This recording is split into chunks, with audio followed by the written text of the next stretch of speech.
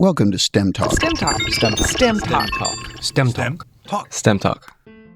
Welcome to STEM Talk, where we introduce you to fascinating people who passionately inhabit the scientific and technical frontiers of our society. Hello, I am your host, Dr. Tommy Wood, and joining me to introduce today's podcast is the man behind the curtain, Dr. Ken Ford, IHMC's founder and chairman of the double secret selection committee that selects all of the guests who appear on STEM Talk. Hi, Tommy. Great to be here. Thanks so much for inviting me to co-host today's interview. For our listeners who aren't familiar with Tommy, but I can't imagine who that would be, he's a visiting scientist here at IHMC and an associate professor of pediatrics and neuroscience at the University of Washington, where he focuses on brain health across a lifespan. He has been our guest several times on STEM Talk, and we will have links to those interviews in our show notes for today's episode. Today, we have Dr. Karl Herrup, a neurobiologist known for his investigations of the aging brain, including the role that DNA damage and non-coding genetic variants have in Alzheimer's disease. After more than a century of research, the underlying cause of Alzheimer's remains a mystery. For the past few decades, the leading theory has been the amyloid cascade hypothesis, which proposes that abnormal amyloid plaques in the brain are the central cause of the disease. Today, we talked to Karl about his lab and research, as well as his view that the amyloid cascade hypothesis is not only flawed, but could be misdirecting research for a cure of Alzheimer's. A professor of neurobiology and an investigator at the Alzheimer's Disease Research Center at the University of Pittsburgh School of Medicine, Herrup is the author of How Not to Study a Disease, The Story of Alzheimer's. But before we get to our interview with Karl, we have some housekeeping to take care of. First, we really appreciate all of you who have subscribed to STEM Talk, and we are especially appreciative of all the wonderful 5-star reviews. As always, the Double Secret Selection Committee has been continually and carefully reviewing iTunes, Google, Stitcher, and other podcast apps for the wittiest and most lavishly praise-filled reviews to read on STEM Talk. If you hear your review read on STEM Talk, just contact us at stemtalk@ihmc.us to claim your official STEM Talk t-shirt. Today, our winning review comes from longtime listener Cicely. It's titled, Picking Up Steam. The review reads, "Just when I think the show couldn't get any better, you all find a way to elevate it further. I was particularly fascinated by your recent episode with Dr. Kevin Tracy on the pervasiveness and importance of the vagus nerve, including the groundbreaking research on bioelectrical stimulation for healing. My grandmother suffered from severe rheumatoid arthritis, so severe that she required a rod in her spine with an attached halo that was bolted into her skull. I can't help but wonder how her life might have been transformed today, with greater awareness of metabolic health and perhaps even just a minute of that daily vagus nerve stimulation. I also thoroughly enjoyed your interview with Dr. Tanzi. His revelations on Alzheimer's were fascinating, and learning about his musical background was a delightful surprise. Next time I hear Dream On by Aerosmith, I'll certainly think of STEM Talk." Thank you, Cecily, and thanks to all our other STEM Talk listeners who have helped STEM Talk become such a great success. Okay, and now on to today's interview with Dr. Karl Herrup. STEM Talk. STEM Talk. STEM Talk. STEM Talk. Karl, I hear you grew up in Pittsburgh. So what kind of kid were you? Well, that's kind of hard to know. I mean, it's a typical case of self-evaluation. I would say I was a typical nerdy kid, just gravitated toward science as I went through, elementary and high school. I was reflecting on this earlier that it was in the era of Sputnik. So I was actually around when the Soviets sent Sputnik 1 up into orbit, and that triggered a huge response from the federal government, and all sorts of enrichment programs were suddenly being tossed at kids in elementary school and high school. And in part, I'm a product of that, as were all of my classmates. And I understand you went to high school with a great group of classmates. I went to high school, looking back on it now, with some of the smartest people I've ever had the privilege of being around. Truly a remarkable group of folks. Pittsburgh was home to Westinghouse at the time, and many of us, not me, but many of my classmates were children of the Westinghouse engineers and scientists. So it was a pretty smart group of people. And I look back and realize almost what a gift it was to have that kind of intellectual stimulation when I was growing up. You went to Brandeis University after high school with the idea of becoming a physician. So what happened to change your mind? Well, that's a good question. I did go with the idea of being a physician. I'd already been pretty clear that science was where I wanted to go. And sort of in my family, that meant you were going to go into medicine. And so that seemed logical to me. So I started taking classes in biology, and it fit pretty well. And then in my sophomore year, I took a course in genetics from Chandler Fulton, who just absolutely inspired me. And I just fell in love with the whole concept of genetics and how you encode something as complex as a human being in a tiny little nucleus of a cell. And that was the end of my career in medicine. From that point on, was a dyed-in-the-wool basic researcher. I can certainly see how that would take place. Would have worked for me too. I hear, though, that your father wasn't particularly thrilled with your decision to abandon medical school. Oh, no, he was furious. I mean, it was, in fact, I think that might have been one of the biggest arguments I ever had with my dad. And of course, I made it worse by applying to medical schools and graduate schools and getting into both. And that made him even more angry when I chose graduate school. I think he thought I would be financially destitute for the rest of my life by choosing something as non-remunerative as an academic career. That's such a nice way to say it. Yeah, I'm doing my best to respect his memory. Yeah. That was actually funny because it was the opposite for me. My dad is a hardcore scientist, and he was very disappointed when I decided to go to medical school. As you mentioned, you took a genetics class in your sophomore year. This is the late 1960s, when researchers were just beginning to unravel the structure of DNA and its functions. You've kind of alluded to this, but maybe you can tell us about why this was such an exciting time to be learning about this emerging field. Well, it was thrilling, and I look back on it now. Those years seem so primitive, but at that time, it was cutting edge and just thrilling. The genetics that I studied at my sophomore year, the one that caught my interest, this was still, how you do male times female transmission of traits. The idea that a nucleotide code in a double helix of a long polymer might actually have the explanation of where those traits came from was just absolutely exciting. But it was the early days. I was around when Watson and Crick announced their discovery in the Nature paper. I guess I was still in elementary school at the time, but it was still hot news when I was in college. And one of the professors in the biology department was Dr. Kellner, and he was famous for the Kellner hypothesis, which proposed that the nucleotides in the nucleus of the cell were a random assortment of nucleotides in a long polymer that must have some structural purpose that he didn't know. But the whole idea that those were random, this was still a viable hypothesis when I started school. So then what prompted you to travel from the East Coast to the West Coast to work on a PhD in neuroscience? It was kind of random, almost an accident.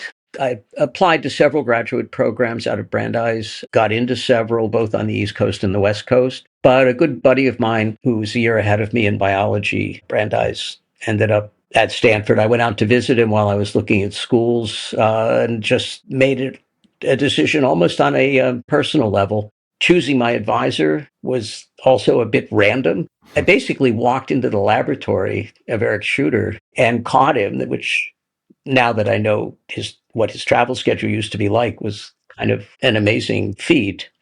And we talked for a while, and he said, if you'd like, it would be fun to have you in the group. So I applied, and the graduate school put me on the waiting list because I guess there were others. Stanford biochemistry, and it was neuro and biobehavioral sciences at the time. It was pretty high-profile stuff. There were a bunch of Nobel laureates kind of wandering around the halls. And Eric, God bless him, pulled my application out of the hold pile and said, no, I'd like this guy to come work for me. So I guess that almost counts as an accident.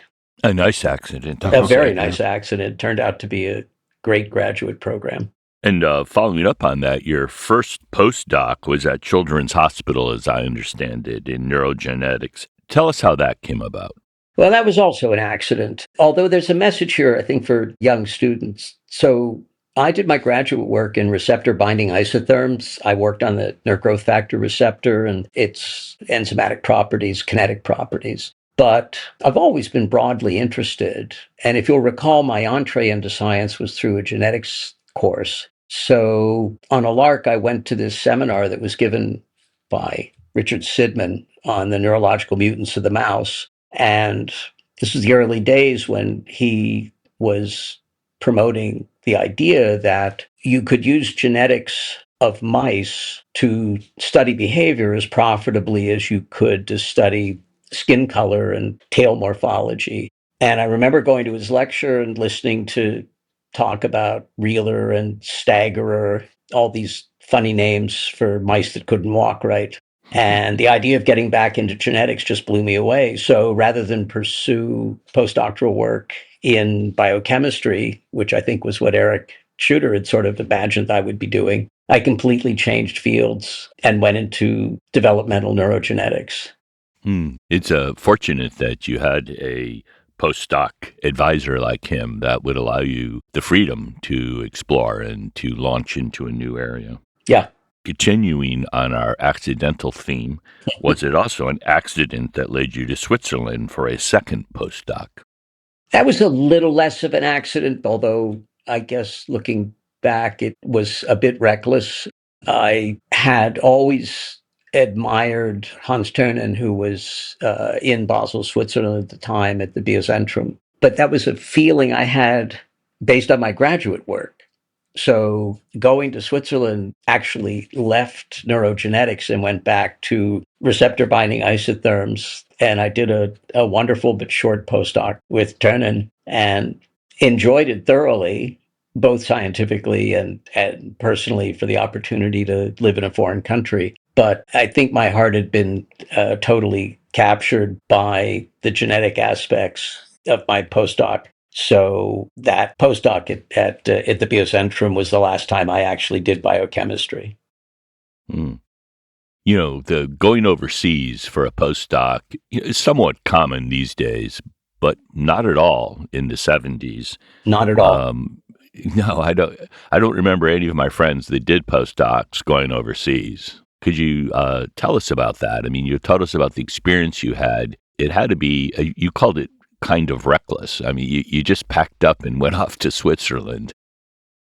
I look back on it, and it's not the only time in my life that I just shake my head and say, if one of my kids ever did this, I'm not sure what I would say. But it just seemed like a wonderful opportunity. I saw, you know, the intellectual vitality of Hans Thurnen. I saw the potential to do good work, and all of the other trappings of the move just sort of never crossed my mind as being significant. So, of course, in retrospect, I think I probably should have pondered that a bit more carefully, especially because, as you point out, in those days, it was not real usual to end up going abroad for a postdoc. It was, the common wisdom was that that was a one-way ticket. That once you got overseas, you'd never be able to interview for a job back in the United States. This was in the days before Zoom and internet. So you would literally have to come back and physically appear at these various places. And if someone had caught me, they probably would have advised me strongly not to do this. But I'm glad I did. Well, you seem to have benefited by the combination of preparation and the willingness to explore opportunities that present. And that's kind of a great combination. You know, we all are presented with opportunities, but we often don't see them or we're not prepared to fully benefit from them. I would agree with that. You know, I'm not sure I would recommend my life trajectory to anyone, but what I would recommend is that willingness to be open to new ideas and to change. It's scary, but the one thing I'm most proud about is that I would always squelch that fear and just look at the opportunity and run with it if I thought it would advance either my career or my personal growth. And then you did successfully come back. You came back to the US. Tell us about your faculty appointment at Yale. So that was really seriously got me back into the genetics that, as I said, was what dragged me into science to begin with. I went back from doing receptor binding isotherms again to a department of human genetics. And it was a very exciting time to be in human genetics. It was the first time we could even really think about human genetics in a serious way. We were just starting to be able to do somatic cell genetics. So we would be able to get skin fibroblasts from living people and work with their genetic material. But it was while I was at Yale that the whole concept of restriction fragment length polymorphisms as tools for mapping came into the fore, and you could actually begin to map the human genome, not in the sense that we think of it today, nucleotide by nucleotide, but region by region. And this was just a thrilling time to be in genetics.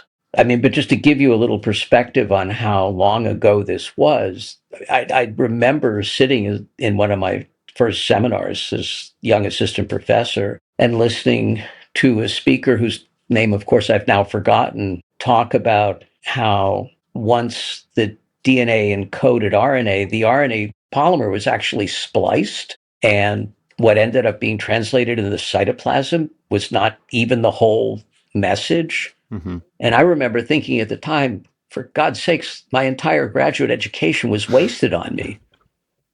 But of course, fast forward, and it's major regulatory principle of genetics and hugely important. But it just gives you a flavor for what an exciting time it was to be in human genetics. So as you built on that work, after Yale, you had several faculty appointments, including a 7-year stint in Hong Kong. I'm going to guess that this came about by accident, but maybe you could tell us a little bit about that journey. Yeah, well, Hong Kong was a total accident. Full disclosure, I came up for tenure after 10 years at Yale and was denied. That's, of course, expected. At that time, Yale was taking about 1 in 10 of the junior faculty they hired to promote up to tenure. So I didn't make that cut. I went up to Boston for 4 years to be in a program of developmental neurobiology. And that was the first time I entered a leadership position. So it was a small group. There was only 4 or 5 of us, but I was the director. And it began to hone my skills as an administrator. But then an opportunity came to move to the neuroscience department at Case Western Reserve University. And that had been a group that I'd been on my radar for a long time. And I just jumped at that chance. Again, this one was not quite so reckless, but it does not seem to be a terrific advertisement to be changing jobs after only 4 years. But the Case job, once again, proved the wisdom of being ready for change, because that was one of the most productive periods of my professional career, and certainly one of the most enjoyable. And then from there, I moved to Rutgers University in Piscataway, New Jersey. And that was because, as my friend always says, my chairman gene turned on, and I was blocked from any opportunity to take a leadership role in Cleveland. And Rutgers had offered me the chair of cell biology and neuroscience out there. So I jumped at that and had a wonderful 6 years there. And when I went there, I remember already thinking that now, of course, I don't think of it this way, but that I thought I was pretty advanced in my career for them to be thinking about me as a chair. But I said, okay, I'll go, and I'm sure that they'll take me out of Rutgers in a box. And then one day I got an email from a woman that I'd been collaborating with. Not actually collaborating is the wrong word. We were colleagues and interested in the same protein, CDK5. And she was at the Hong Kong University of Science and Technology in Hong Kong. And we were just going back and forth about science. And at the end of one of her emails, she put a PS, which is basically, you wouldn't be interested in being the head of life science here, would you?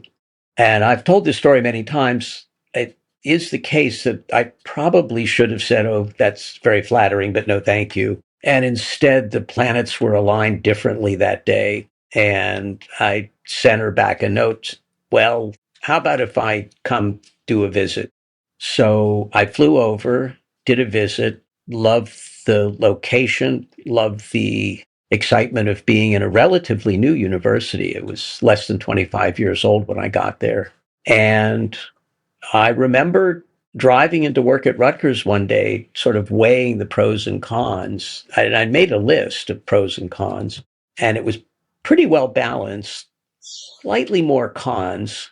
And I still remember the curve in the drive up to the lab where I just got goosebumps. I said, you know what? I want to go to Hong Kong. Mm-hmm. And the rest is history. And that is both random, reckless, and one of just a fabulous professional decision. I do still look back on the time in Hong Kong as one of the most professionally stimulating times. It is a small university. And because of that, I had good friends who were chemists and physicists and engineers and computer scientists. And I even would occasionally chat with the dean of the business school. And that's a really fertile intellectual environment that I find incredibly stimulating and thoroughly enjoyable. Tommy, that sounds like someplace we know. Yeah. You mentioned briefly earlier that you wouldn't necessarily recommend your career trajectory to anybody, but listening to you talk about it and all these different experiences and the different groups of people you got to interact with, I really wonder if this is a feature of your career and not a bug, and it allows you to approach problems in the way that you do, particularly in the field of Alzheimer's research, which we get to now in your career, where you move back to your hometown in 2019 to become a professor of neurobiology at the University of Pittsburgh and co-investigator at the university's Alzheimer's Disease Research Center, which is one of the nation's leading institutes specializing in Alzheimer's disease and related disorders. So what prompted this move back, and also sort of starting to move into the Alzheimer's field? So the move to Alzheimer's had started in Cleveland. So I was pretty well established as an Alzheimer researcher by then. The move to Pittsburgh was not so much random, but the timing was random. I had gone to Hong Kong in my early 60s, and they were unable to award me tenure because they had mandatory retirement age. So they awarded me basically they awarded me a 10-year contract. And that was agreeable to me. I felt that even if I were still intellectually active, that it was time for me to step aside and let younger people carry this ball forward, that I'd continue to write, I'd hope to be able to continue to teach, but the 10 years was enough. But of course, Pittsburgh was my home. My folks were still here. My cousins and other family members were still here. A lot of my high school buddies were still here. So I came back regularly for visits and spend time. And one of the people I would irregularly get in together with was Peter Strick, who's the chair of neurobiology here at the University of Pittsburgh. And I remember one fateful morning, it would have been probably 2017, or 18. Anyways, I'm still 4 years from the end of my Hong Kong contract, and Peter and I had breakfast together. And as we were walking out, I said, Peter, I want to plant a seed. I'm going to be coming back from Hong Kong in about 4 years. Pittsburgh's my home. I'm thinking I'm just going to retire here, but I'm still thinking I may be wanting to remain intellectually active. And I want you to think about helping me get an adjunct appointment at Pitt so that I can keep an email address, keep library privileges. And Peter did not miss a beat. He said, you want a lab? Mm-hmm. And I said, Peter, you're not listening to me. I'm old, I'm a bad investment, and I don't think I can start a laboratory from scratch again. And he said, you can do it. And well, I mean, okay, so you know how that story ends. Here I am. Well, he was right. Well, he won the argument anyways. Yeah, he was right on both counts. So now that you had the lab, can you tell us about the lab? It focuses on the biology of neurodegeneration, but each lab is sort of different and unique and has a unique culture. Tell us a little about the lab. Well, we'll get into why this particular focus, I'm sure, in a minute. But for now, I'm fascinated by this wonderful, large, one-pass transmembrane protein known as the amyloid precursor protein. And the reason it's called that we'll get into later, but it's a fascinating protein that has all sorts of interesting actions in the nervous system. And right now, if I had to identify a common thread that holds all of my work together, it's an interest in the many, many functions of that protein. So we look at it from the standpoint of neuronal activity because it modulates the position of the axon initial segment, which directly alters the firing probability of a neuron. We look at it from the standpoint of DNA damage. We have a new line of research, not published yet, but very exciting to me, that it's tied closely to genomic integrity. And that resonates with me because genomic integrity is such a big part of aging. And then finally, I've developed an interest in myelin, and in more specifically in the cells that create myelin in the central nervous system known as oligodendrocytes. And they too have a important relationship to the amyloid precursor protein that I'm just fascinated by. So that's where my lab is right now. Really interesting. And you're right, we'll come back to some of those topics. But let me back up just a bit. Was there a specific moment or something that happened or some incident that convinced you to focus your researching career so strongly at this point on Alzheimer's? So that goes back to the early 90s when I went from the Shriver Center in Boston to Cleveland. I'd been working in developmental genetics, but I'd focused all that work on regulation of cell death, which during development is actually a positive force. It sculpts the nervous system and helps refine its shape and balance. And I remember as I would interact with people who studied Alzheimer's and neurodegeneration in general, I remember thinking that these diseases of aging smell a lot to me like developmental disorders that I'm already studying. And I think I would like to take my developmental perspective on cell death and on the nervous system and apply it to the problems of late onset neurodegenerative diseases. And the thinking was that aging was just development, but on a longer time course. That some of that was probably a bit naive, although I can't say that any of it has ever been disproven. But anyways, that was what got me interested. And then with the move to Cleveland, the position that was actually open was in the Alzheimer's Center. And I said, well, put your money where your mouth is. If this is what you think is driving the disease, go for it. So I did. And I still feel that my perspective on Alzheimer's is largely that of a developmental biologist. I think that makes a lot of sense, at least partly because you only get one brain and it developed at one point, and that trajectory of cognitive function starts during development and then essentially continues until it starts to decline later in life. So they have to be connected in some way. So I would agree. I mean, when I teach students, I'll do a lecture on aging, which is one of my favorite lectures because I love to look at it just as a problem of biology. And I put up faces. Actually, I do it in the book for a different reason, but I put up faces of a 1-year-old, a 5-year-old, a 10-year-old, 20, 40, and 60-year-old. And I said, okay, can you see which age matches with which face? And of course, everybody can. But what I do when I'm teaching aging is I said, all right, well, think about this. When did development stop?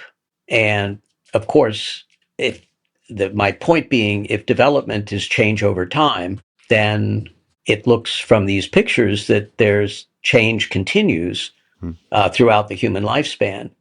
And then I turn it around and say, okay, from that perspective, when did aging begin? And that's my way of communicating that we really are talking about change over time, whether we're talking about embryogenesis and the rising up of the neural folds or aging and the loss of hippocampal neurons during hippocampal sclerosis.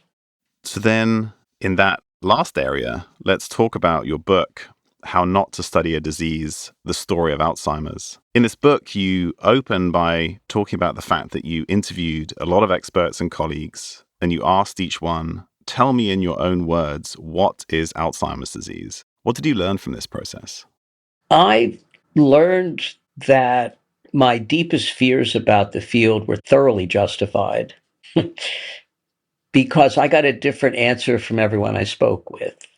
And what I realized from that very simple exercise was that Alzheimer's disease meant different things to different people, which means we really didn't have a good definition for what Alzheimer's disease was. Mm-hmm. And to me, that is the major problem holding the field back right now. So the first point, which has to be reiterated, is that there isn't a single accepted definition of Alzheimer's disease still. Can you tell us a bit more about why you think this is such a critical problem? Well, it has many good reasons and many bad reasons. So some of the good reasons are that this is an extraordinarily complicated disease. It is years in the making. The underlying biology is exceptionally difficult to tease apart. It, at least in Karl world, it is a collaborative collapse of just about every cell type in the brain and most likely throughout the body. So that's a good reason. It's a hard problem to start with. Mm-hmm. So the field may be, given a mulligan or two to try and get it right. The bad reasons are that too many people have tried to make it a simple problem when it just isn't.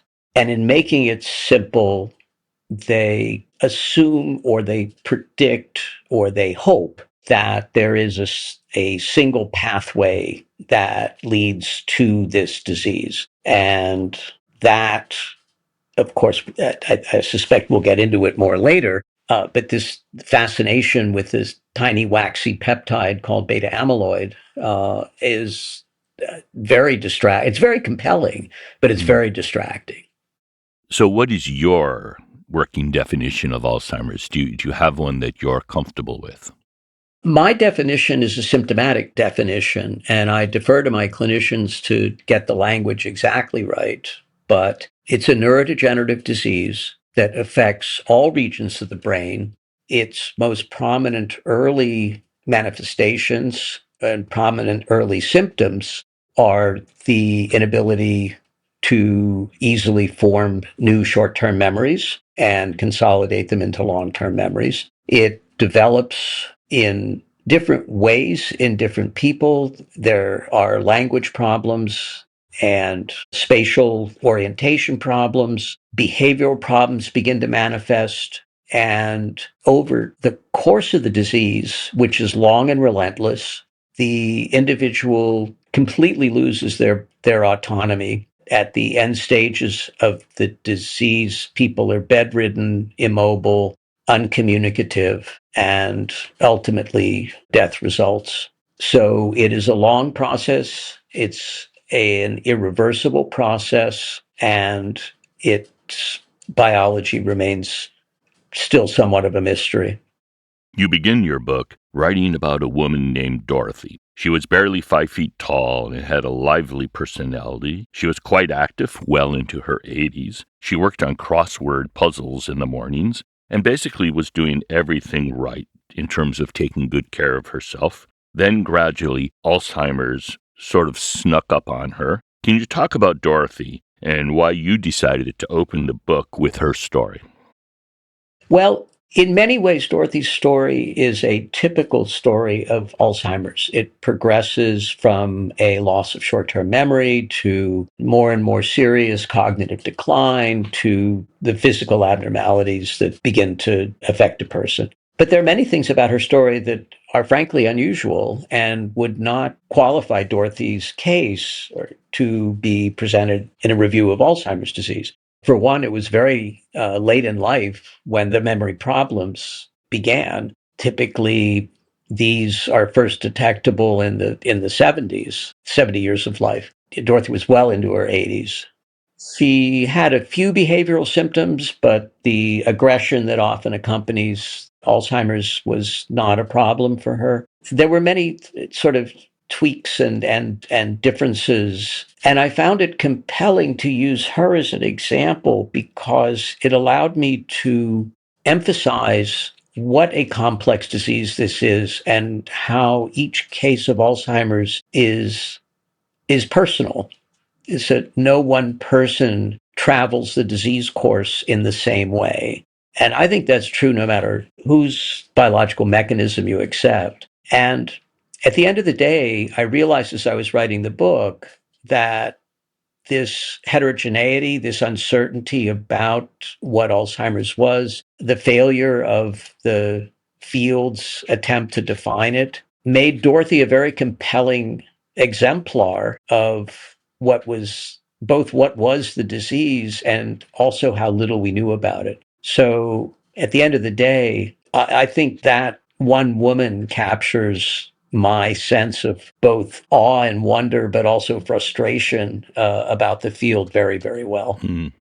You know, a guy who's been on STEM Talk previously, really wonderful person, a fabulous Parkinson's researcher, Michael Oken. He loves to say, just as you did, he loves to say, if you've seen one case of Parkinson's, you've seen one case of Parkinson's. Yes, that's exactly right. It's kind of in the same spirit of what you were saying. Yeah. I mean, this is not say the exact same phrase. You stole that from me. It's not really publishable, but over the years, I've discovered, at least in my laboratory, the brain is very complicated. You found that out. I did. I haven't published it yet, so please, let's just keep it amongst the three of us. It'll be hush-hush. Okay, thank you. I think before we delve further into the biology and some of the history of the field, it's probably useful to set some terminology. So could you start by just telling us the difference between Alzheimer's disease and dementia more broadly? Well, I've already given you the hint that I think Alzheimer's is very hard to define anyways. Yeah. But I and everyone else in the field would characterize Alzheimer's as a type of dementia. So dementia is the larger, sort of more inclusive term, kind of like cancer is a large inclusive term for many types of cellular problems. Depending on how you define Alzheimer's, it is the most common form of late life dementia, but there are certainly others: Lewy body disease, progressive supranuclear palsy, vascular dementia. There are many kinds of conditions that lead to a dementing illness, a loss of mind, loss of mental function, and again, in late life. So Alzheimer's is one of those. And even though it's not what Alzheimer originally first described, nowadays we say that Alzheimer's typically doesn't start until someone is beyond the age of 65, and it's quite rare for it to start before then. But when it happens, it's a special form of the disease known as early onset Alzheimer's, which is quite aggressive and usually runs in families. So can you now tell us, how do we differentiate between early onset and late onset Alzheimer's disease? We use that age of 65 as the marker, but like all things in biology, it's a fuzzy line, not a sharp one. If a dementia sets in before the age of 65 that has the clinical presentation, clinical characteristics of Alzheimer's, we call it early Alzheimer's. If it comes after that, we call it sporadic, which, as I say in the book, is science speak for we have no idea what's going on. How does one clinically differentiate between something like vascular dementia in an older person and Alzheimer's? It's very hard, and we go with symptoms like, where do the first deficits first appear? Is it really just short-term memory loss? Are there hallucinations involved? Are there any motor signs involved? Are there aggressive behaviors involved? Is sleep disrupted? All of these things? There is a clinical picture that a trained neurologist, a geriatrician, would be able to identify as a typical case of Alzheimer's. But it's worth noting that as we look for a biological basis and go in to the brain, either post-mortem or with PET ligands during life, and there's almost no such thing as pure Alzheimer's. It's not vanishingly rare, but it is really uncommon. And rather, the bottom line is that these things go on together. So I think I cite the numbers in my book, but almost 3/4 of the cases that are clinically diagnosed as Alzheimer's disease, if you look pathologically, 3/4 of them have got strong evidence of vascular engagement, so that there were vascular problems that could well have contributed symptoms to the person's dementia. Thank you for that explanation. And we all know people who have had Alzheimer's and do have it, as well as vascular dementia. And in some cases, I wondered, and you give a wonderful explanation, if the diagnosis was as crisp as it's often said to be. In two of these cases, people were ApoE44s and were diagnosed as vascular dementia. And I was just wondering if they might be suffering from elements of both. And we come back to Dorothy and why she's such an exemplar of the field, of the situation. Indeed.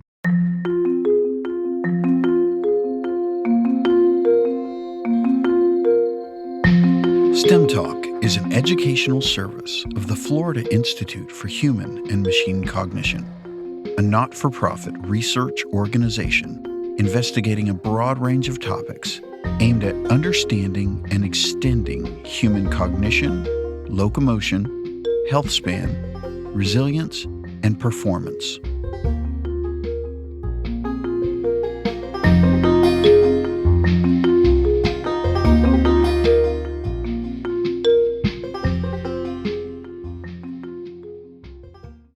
Your decision to use How Not to Study a Disease as the title really sets the tone for the book and highlights how so many assumptions about the causes of Alzheimer's may have misdirected research in some degree into the disease. Could you talk about how this misdirection could have happened and what the implications are?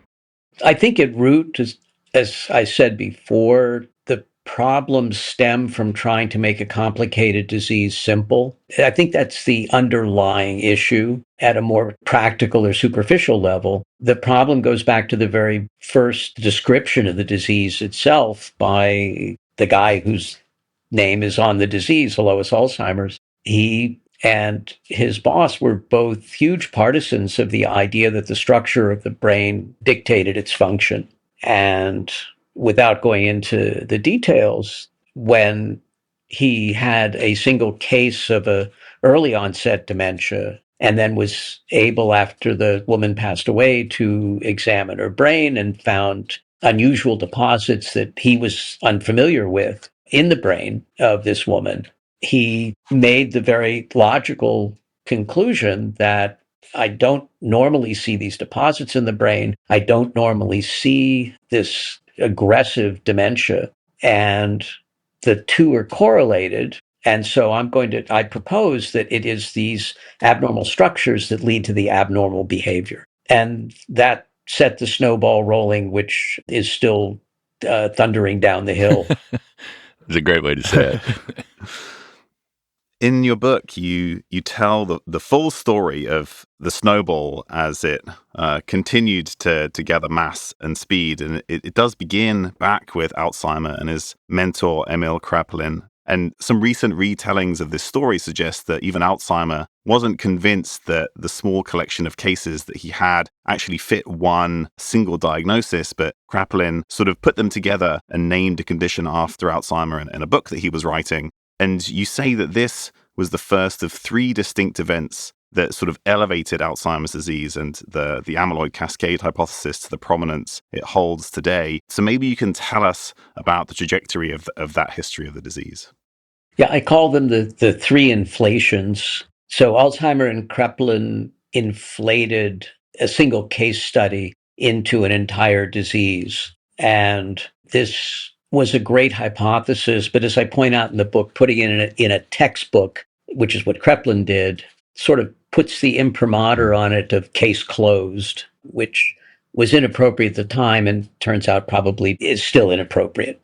The second inflation, though, the much more destructive one, came around the time that the National Institute on Aging was being birthed in the United States. And here, a series of hypotheses were put forward that said, the early onset form of dementia with all of these plaques and tangles that Alzheimer described looks an awful lot like the later onset sporadic cases that we're seeing, because these cases also have the abnormal deposits in the brains. And therefore, it must be that this is the same disease, just having a different age of onset for whatever reason. This was before we actually had genes. And again, as a hypothesis, it's credible. It's worthy of experimentation. It was controversial at the time. It remains controversial to this day, but it's stuck. And from that time forward, if you had dementia and these abnormal deposits in the brain, the plaques and the tangles, you had Alzheimer's disease. And that inflated the definition in a really substantial and very unproductive way, because we were still just dealing with correlation. The plaques and tangles were correlated with dementia. But even then, people were skeptical. They were finding other structural abnormalities in the brain. There were myelin abnormalities. There were vesicular abnormalities with lysosomes. And there was resistance to the idea, but I don't know what to call them, the cognoscenti of the time persisted and said, no, it is these abnormal deposits that is the disease. Therefore, we're dealing with the same disease. And the third inflation is by far the most reprehensible. I mean, I can't think of a strong enough word to describe it, but it's a series of papers developed over the past decade or so that says, well, actually, the deposits are the disease. And we don't need to care about whether the person has the symptoms that we use to clinically define Alzheimer's. If they have these deposits, they have Alzheimer's. And for those fortunate people who have those deposits but are clinically unaffected, they actually have the disease. They're just not showing symptoms yet. And it both brings the fur up on my back and makes me pull the hair out of my head. So what I need to do is pull the hair off my back and put it on my head, take care of my male pattern baldness. But no, it literally drives me crazy. I think this makes Alzheimer's disease the only disease where the diagnosis can be based purely on the finding of a scan or something else and having almost nothing to do with the symptoms or the trajectory or the history of the patient itself. I don't think that is necessarily true. It would be unusual. If we find metastatic cells in the blood of a leukemia patient, that is direct evidence that this person has leukemia. I'm grasping for straws, but what I'm trying to say is that it isn't that we couldn't have a biological marker that told us about an impending disease process. But for that marker to be valuable, we have to know with certainty that there is biology backing up that hypothetical pathway. And I go to great lengths in the book trying to outline how every test that we put on this hypothesis fails. So yes, we have a biomarker. Yes, it's correlated to some extent, I would say not really a very serious extent, with the presence of dementia. But there's no biological pathway that links those deposits to the particular set of symptoms that we call Alzheimer's or any other form of dementia. And so the marker then is virtually worthless. So this biological pathway you're talking about that doesn't exist, this is rooted in what is called the amyloid cascade hypothesis. It starts with something you mentioned earlier, the amyloid precursor protein. Can you tell us a little bit about what is supposedly happening in this pathway that's driving the disease? And then we could talk about more how the tests and hypotheses that come from this idea and how they stand up to the current line of evidence. That's a great question. I think for our listeners, it's going to be important to tie those threads back together. So Alzheimer discovered these abnormal deposits, and one of the deposits were these, what he called neurofibrillary tangles inside of neurons. They were what's called argophilic, which means they took up silver and could be stained. But in addition, he found what he called these waxy deposits that were an amyloid deposit, which also took up the silver stain and were also abnormal. So you fast forward in the 1980s, and a couple of biochemists went and purified the plaques out of the brains, and using the technology of the day, did the amino acid sequence of the protein that they could find in these plaques. And they got a sequence that identified a chain of amino acids. And this was fortuitously right at the time when we'd cracked the genetic code, so we could go backwards from the amino acid sequence to hypothesize what the gene sequence was. And then from that proposed sequence, go back into the human genome and find the full length gene and then protein, which created the plaque peptide. And that led us to the amyloid precursor protein. So that amino acid sequence turned out to be part of a large transmembrane protein, roughly 750 amino acids in length, varies depending on conditions. And about 5% of that protein in the region that spans the membrane, the cellular membrane, is the sequence that matches the peptide constituent of the plaques. So everyone said, aha, here's what happens in Alzheimer's disease. We've got it. You cleave too much of the APP protein, the amyloid precursor protein. There's too much cleavage. You end up with too much of that little fragment, the beta amyloid fragment.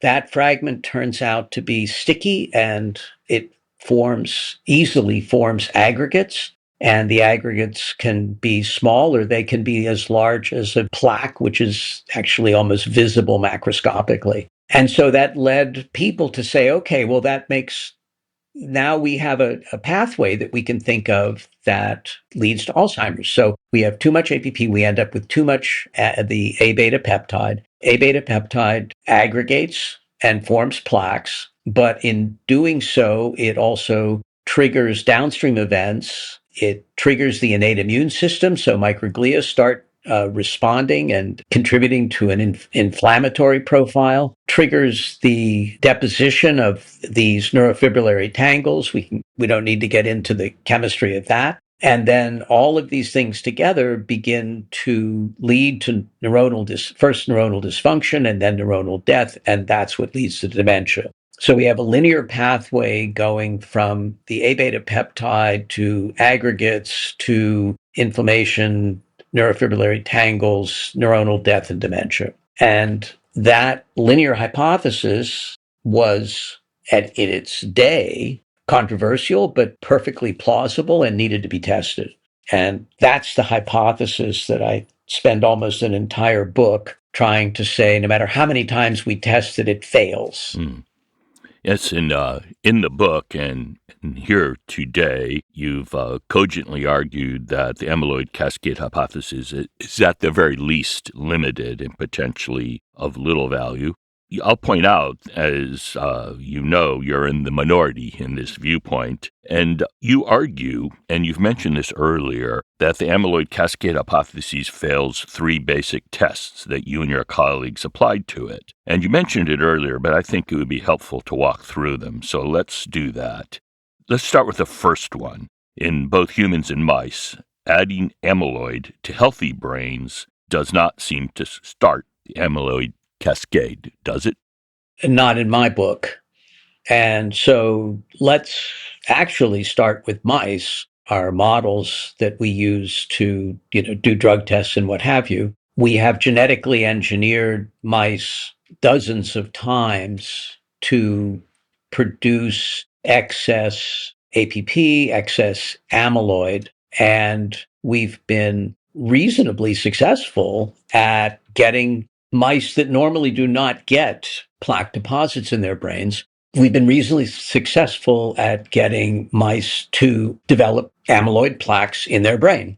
And I would argue that not one of these models approaches the clinical complexity of Alzheimer's even a little. If you look in a cage with transgenic mice that are Alzheimer models, and they're in there with their wild type littermates, it is virtually impossible to tell who's who. And as I like to say, if you go into a memory care unit, it is instantly obvious who the residents are and who their visiting family members are. And that level of clinical distinction just does not apply to a mice. And I think I say in the book, and if I didn't, I'll say it here, if I sent my graduate student out into the world and said, listen, I want you to prove that beta amyloid has nothing to do with the clinical symptoms of Alzheimer's, and she came back with all of the existing transgenic data in the field, I would pat her on the head and say, good job. But I should add that, okay, we can't do that exact experiment in humans.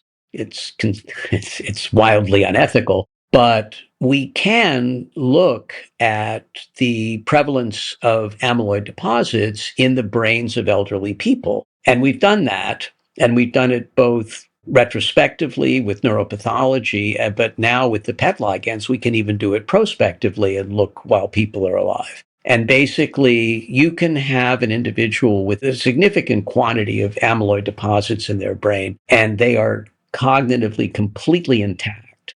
And their risk of getting Alzheimer's is slightly elevated, but only a few fold. And it just seems almost, it's a clue, but but clinically it's largely insignificant. So both in human and in mice, you add amyloid to the brain, nothing happens. So then your second test, you talk about the fact that if you remove amyloid from the brains of first mice and then people with Alzheimer's or high levels of amyloid, that doesn't stop the disease process. This point was certainly true when you wrote the book, has become slightly more complicated since then, as we've had multiple anti-amyloid therapies approved by the FDA, such as lecanemab and gantenerumab, with supposedly the promise of slowing Alzheimer's progression. So could you talk us about the history of these anti-amyloid therapies and your thoughts on the more recent drugs?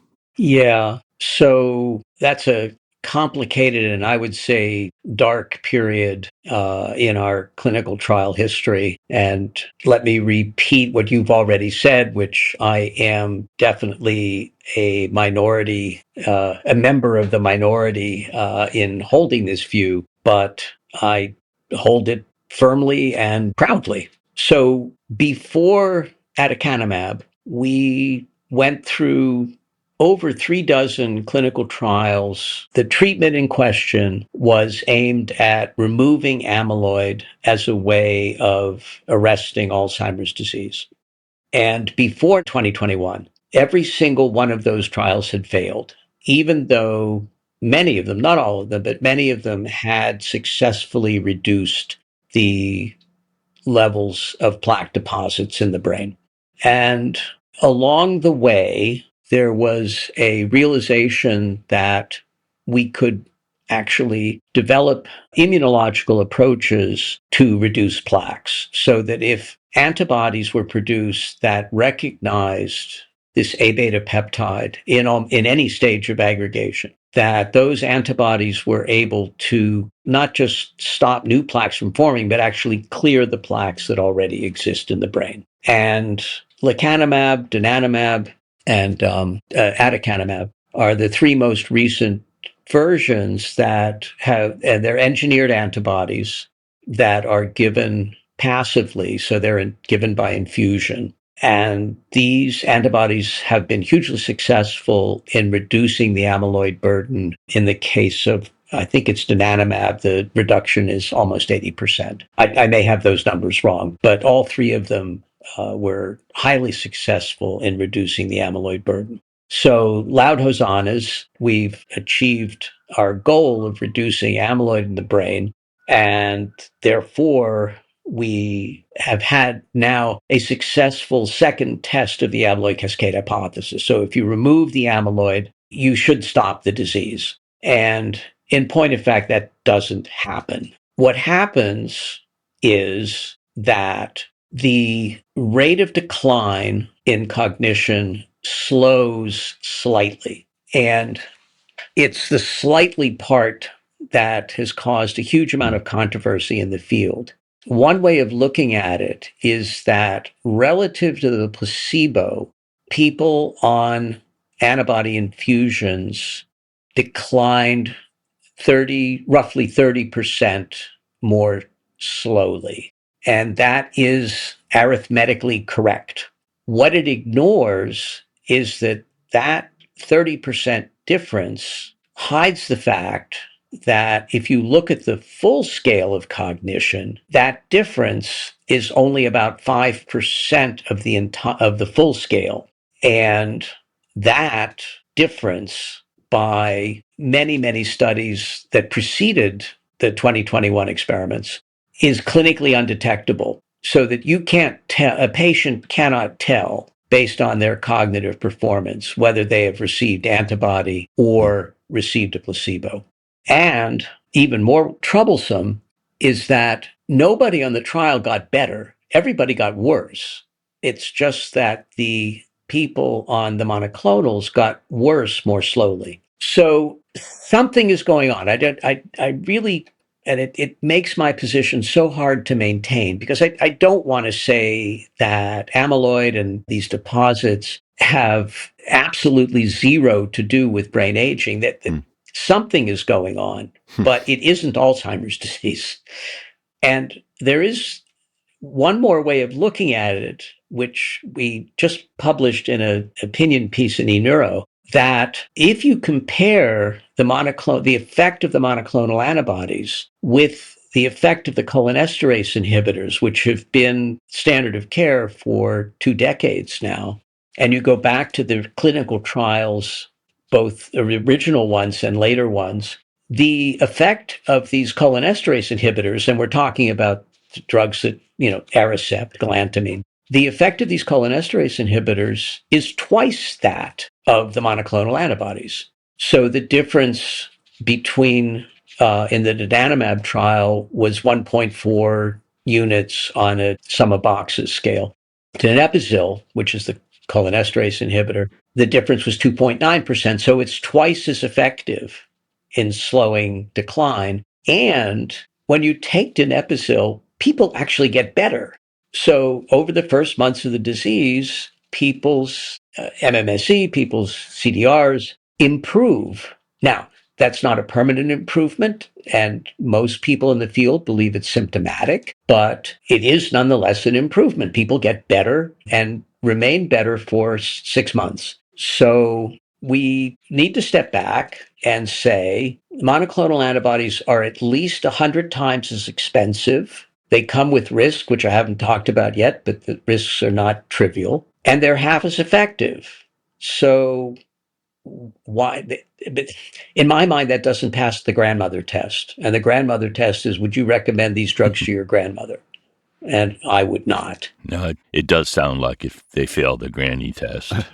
So returning to your 3 tests of the amyloid cascade hypotheses, in your 3rd test, you found that blocking the formation of amyloid from the amyloid precursor protein does not stop the disease and actually makes both humans and mice sicker. Could you talk a little bit about that? Yeah. So as I said before, the amyloid itself, the beta amyloid, is cut from a larger protein, the amyloid precursor protein, or APP.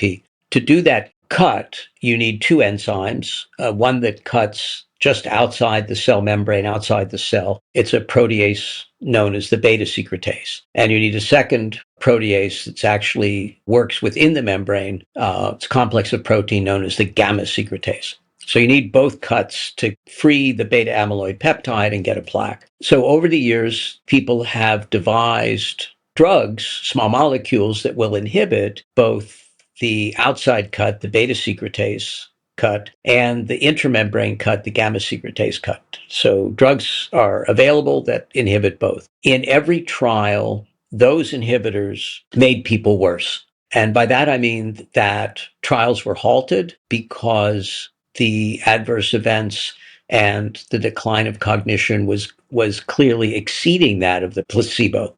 Now, in my mind, it's not quite as definitive a test as the adding amyloid or removing amyloid, but it certainly is not any argument in favor of the amyloid cascade hypothesis, because without those cleavages, you can't make beta amyloid. The problem, though, and the reason it's not quite as definitive, is that these proteases, the secretases, also cleave many, many other proteins. The gamma secretase, I believe, has well over 100 substrates that it works on. And when you inhibit the gamma secretase, you really have a very hard time coming up with a specific inhibitor so that it just blocks the cleavage of the amyloid precursor protein.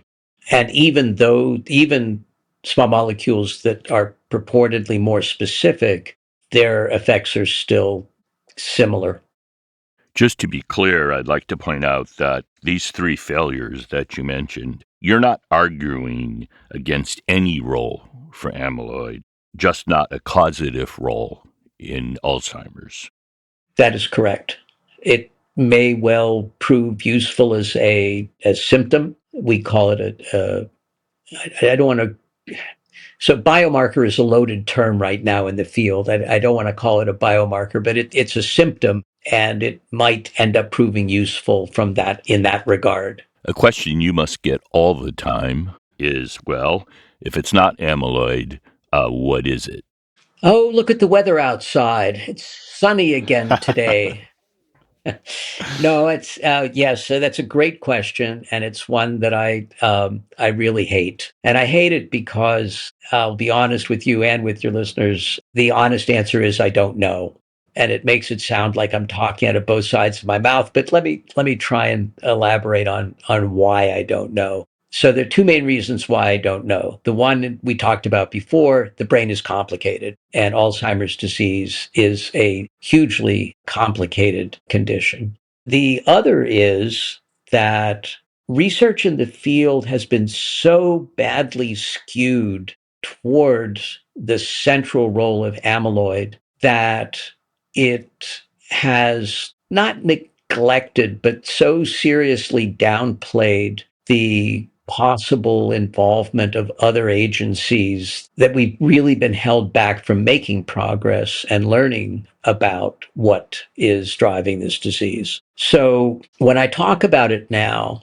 and what I would suggest is that it is a multifactorial disease. It is a combinatorial disease. There may be a role for the disruptive effects of these amyloid deposits. There may be a role for the disruptive effects of the neurofibrillary tangles, but there is also a major problem with inflammation. We talked before about vascular problems, huge contribution to the symptoms of dementia. There may be involvement of infectious agents, viruses and bacteria. There is calcium dysregulation. There's metabolic dysregulation. There's vesicular trafficking problems. We talked about myelin. So in answer to the question, if it isn't amyloid, what is it? It may be an unsatisfying answer, but I think the answer is all of the above, that it is an emergent property of the aging brain. It represents the sum of an entire constellation of homeostatic failures. I wonder if you could briefly expand on that idea of emergence as it pertains to the brain, because something that you've also mentioned, particularly related to the amyloid cascade hypothesis, is that we've focused on this single reductionist research model where you try and boil it down to a simple linear problem, whereas the brain just doesn't function like that. And the brain, even consciousness and cognitive function, is an emergent phenomenon. So could you talk a little bit about how that may be playing into some of the issues with trying to understand the disease process? Sure. In my mind, it goes back to the basic problem of aging, which is, again, a complex biology that we are only beginning to understand. And in my view, aging is a very heterogeneous process that progresses almost on a cell-by-cell basis. So with time, every cell, the probability of failure of their physiological function increases as repair mechanisms get swamped by the accumulated damage of time. This is going on in every cell in our body: neurons, excitatory neurons, inhibitory neurons, vascular endothelial cells, the microglial cells of the brain, the oligodendrocytes that make myelin, the astrocytes. Each one of them is undergoing a almost random but relentless and progressive failure of homeostasis. In this environment, the network properties of the brain, despite their very robust construction, so our brains can handle a huge amount of loss of individual units and still function quite well. But despite that redundancy of function, our network and our properties just start being unable to keep up with the damage. And what we then perceive as dementia emerges from this slow multicellular failure of aging. The last section in your book, How Not to Study a Disease, is titled, Where Do We Go From Here? You argue that because age is an absolute prerequisite for Alzheimer's, there is no solution to the problem of dementia that doesn't rely heavily on understanding the biology of aging. Much of this was originally posited in your 2010 paper, Reimagining Alzheimer's Disease, an Age-Based Hypothesis. Can you talk about your view that this is going to be hard because aging is probably one of the greatest unsolved mysteries in biology? Well, you just said it all, so there's very little more for me to add. Aging is just an incredible conundrum. We have these very robust homeostatic mechanisms in our cells. They're very good at repairing oxidative damage, protein modification irregularities, taking care of abnormal deposits in the cells, getting rid of failed organelles. Our cells are just masters at self-repair, and chief among them is repairing the nuclear genome, which, of course, is the architect that keeps the blueprints for everything the cell does. With time, for reasons that we truly do not understand, those repair mechanisms fail and damage begins to accumulate. And in my mind, the failure of cognition that we see as dementia of the Alzheimer type or whatever, that dementia is rooted thoroughly in that problem of aging. And it's why young people don't get Alzheimer's. They can't get it. Their cells are still too capable, too competent at repairing themselves.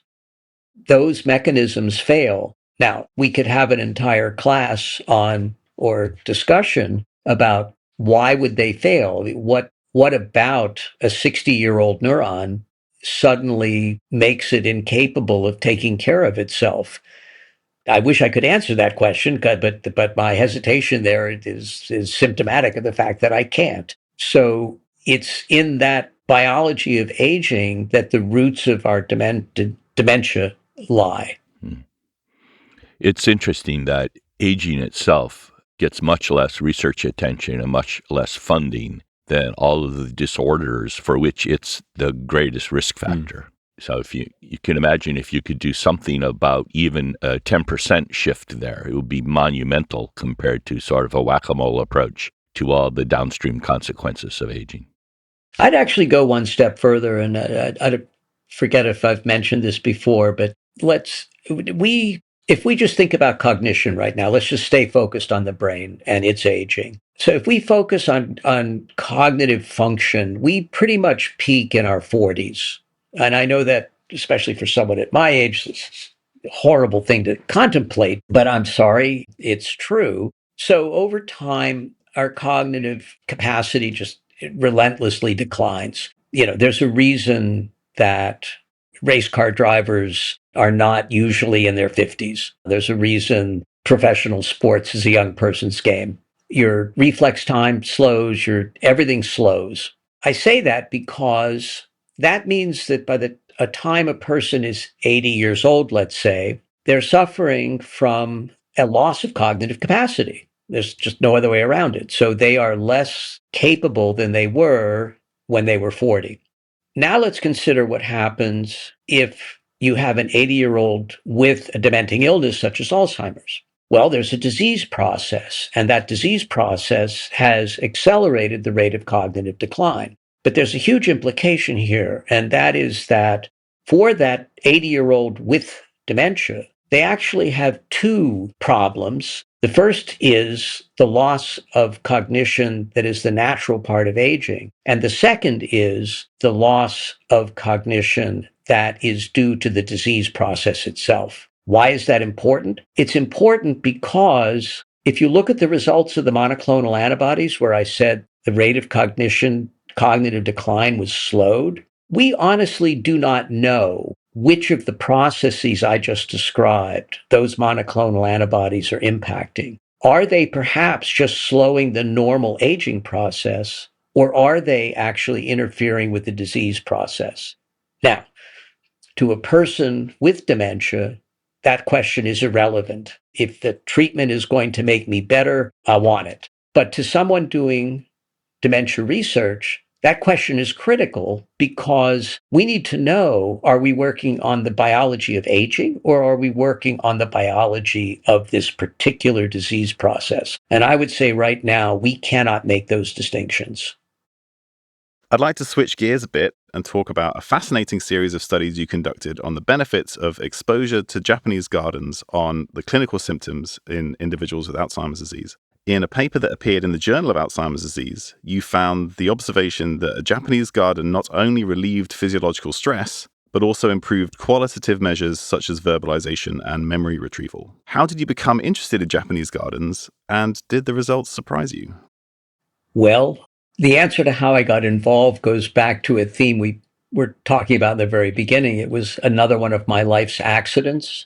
This all started when I was a new faculty member at Rutgers University. The president at the time decided that since Rutgers was a state university and his new faculty were coming from all over the world, that they really needed to spend some time getting immersed in New Jersey as a state. And we will avoid all the jokes that normally come with that description.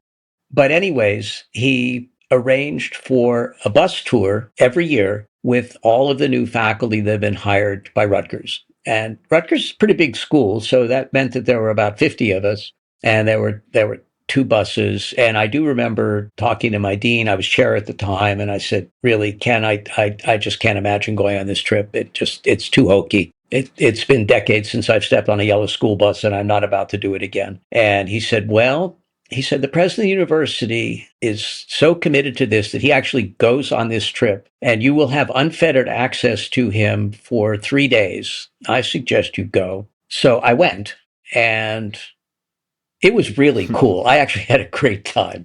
Turns out New Jersey is a really interesting state. But that's not the point of the story. The point of the story is that the other thing the president was really interested in was fostering communication among the faculty. So he said, every time we take a bus trip from one location to another, sit next to somebody different and get to know that person. So on one of the last trips, I found myself next to a young Japanese woman who had just been hired by the landscape architecture department. And she said, what do you do? And I said, well, I study Alzheimer's disease. And I said, what do you do? She said, well, I'm a landscape architect with a specialty in the theory and design of Japanese gardens. So we both started to yawn because this didn't seem like it was the discussion that was going to go anywhere, until she said, well, it's interesting that I've been thinking recently about designing gardens with the design principles that I know from the famous Japanese gardens of the past, but designing them for interior spaces to try and recreate some of their calming benefits. And she said, one of the places I'm interested in is in old age homes. I said, oh, well, that's interesting. I said, why don't we get together and maybe have coffee? Anyways, long story short, that began what is now, good Lord, it's almost a 20-year collaboration between the two of us. Seiko Goto is her name. She's now returned to Japan. She's a professor in Nagasaki University, but we're still collaborating. We've built Japanese gardens in New Jersey. We built one in the Hong Kong University of Science and Technology. She's looked at gardens in mainland China. And the results are always the same. And it's fascinating that there's something about the design principles that will literally cut through the fog of dementia and lower the stress rate of an individual. And it's not age dependent. We've done it with young people as well as old people.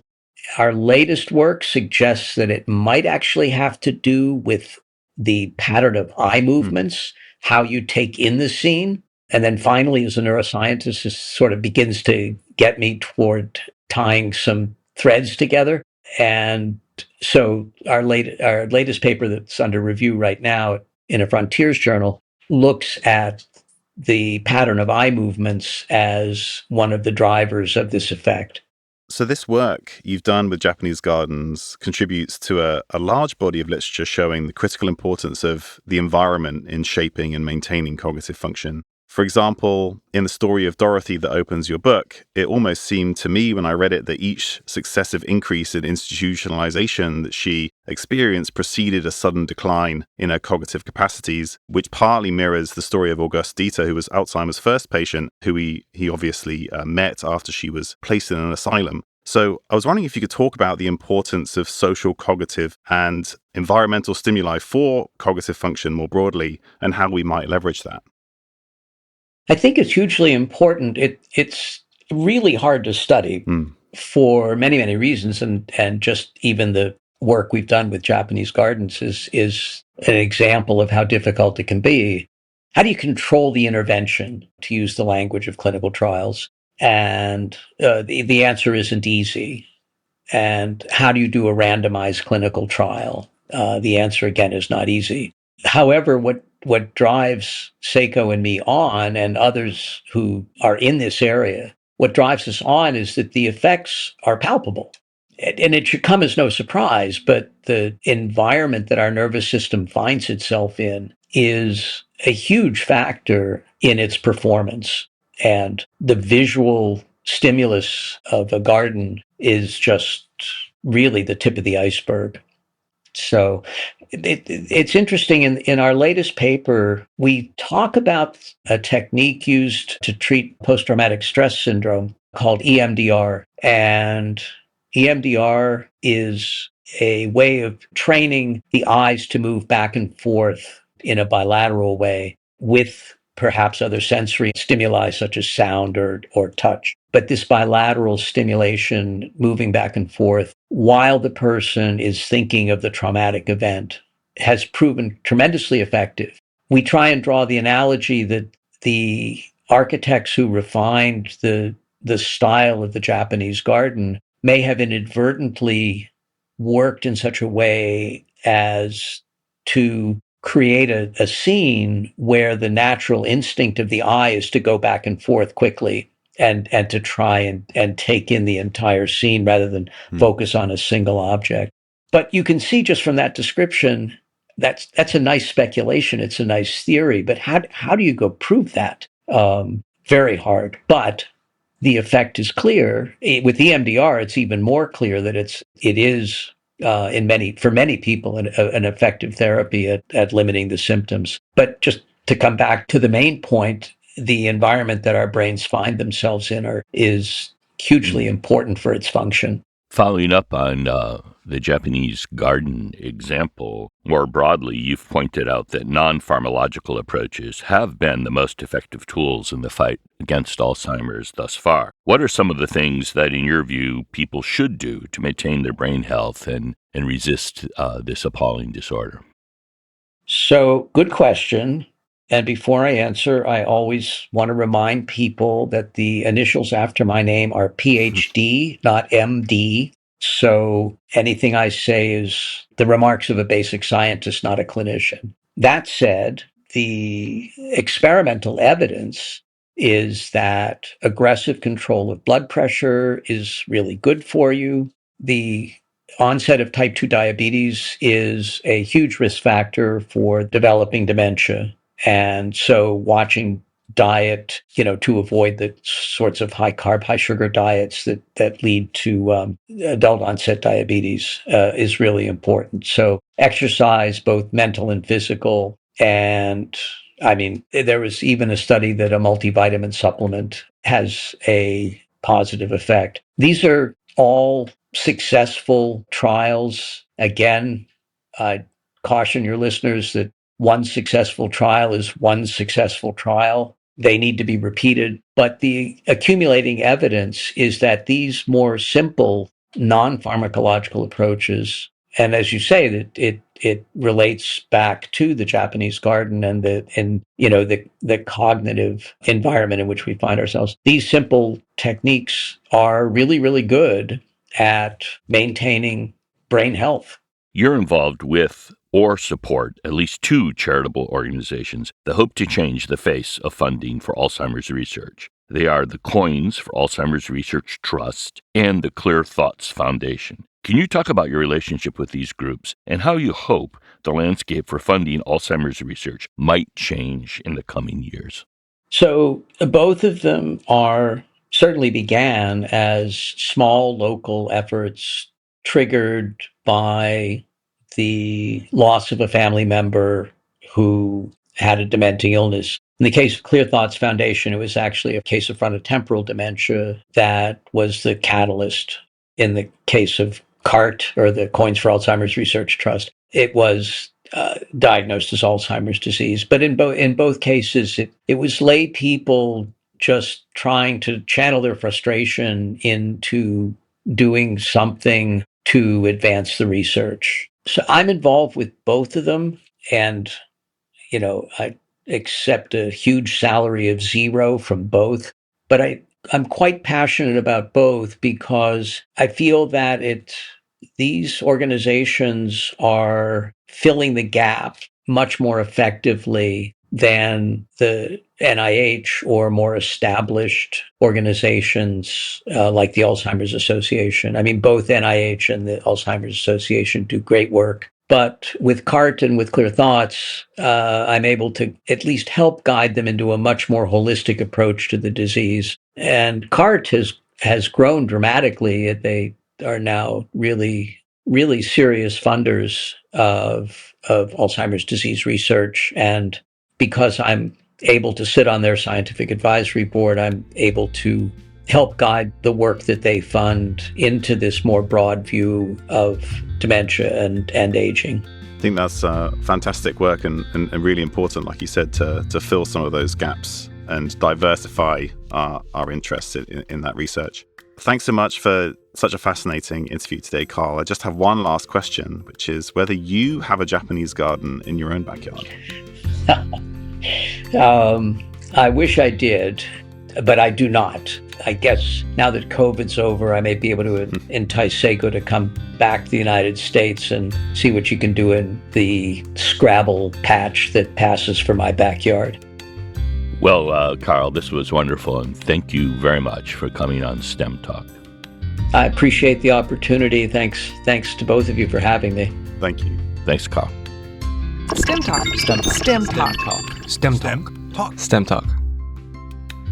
You know, Ken, when I read Karl's book, I knew that he would be an excellent guest for STEM Talk, and I'm glad to say that the conversation did not disappoint. After listening to Karl today, I think it's clear why he titled his book How Not to Study a Disease. It's disappointing that we've taken so many wrong turns in the search for a cure for Alzheimer's, but I think the book provides a blueprint for how we can increase the likelihood of success in the future. My wife, Elizabeth Nance, another previous STEM Talk guest, even bought a copy of Karl's book for every student in her lab. I think that what we both appreciated about Karl's research and book is that he gives us a fresh conceptualization of aging, dementia, and neuroscience research more broadly. You're right, Tommy. This was indeed a fascinating conversation. When Karl's book came out, he was quoted as saying, "Science moves faster if everyone is questioning everyone else's thinking. It forces you to sharpen your argument." And I certainly agree with that. And as we've noted before on STEM Talk, science does not proceed by consensus. I highly encourage the readers to check out our show notes for today's interview, where you can find links to Karl's research, as well as a link to his book. This is Tommy Wood, signing off for now. And this is Ken Ford saying goodbye until we meet again on STEM Talk.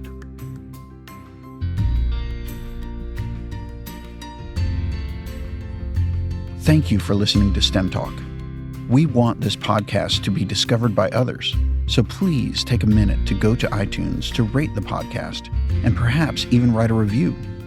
More information about this and other episodes can be found at our website, stemtalk.us. There, you can also find more information about the guests we interview.